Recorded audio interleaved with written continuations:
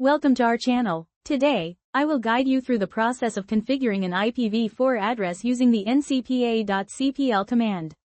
This is a crucial skill for anyone looking to manage their network settings effectively. Let's get started. To begin, I will launch the command prompt and enter the command ipconfig to display my IP address, subnet mask, and the gateway assigned to me automatically by the DHCP server. First, we need to access the Network Connections window. To do this, press the Windows key and the R key simultaneously to open the Run dialog box. In the Run dialog, type ncpa.cpl and hit Enter. This command will take you directly to the Network Connections settings. Here, you will see all your network connections. Identify the connection you want to configure. This could be your Ethernet or Wi-Fi connection. For this demonstration, we will configure the Wi-Fi connection. Right-click on the connection and select Properties.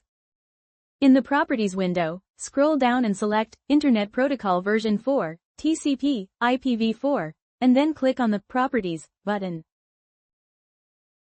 Here, you have two options: obtain an IP address automatically or use a specific IP address. To manually configure your IPv4 address, select Use the following IP address. Now, enter your desired IP address, subnet mask, and default gateway.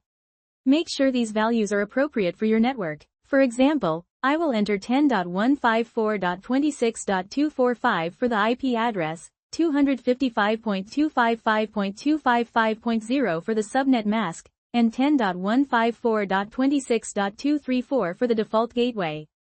I will also put a default Google DNS server IP address 8.8.8.8.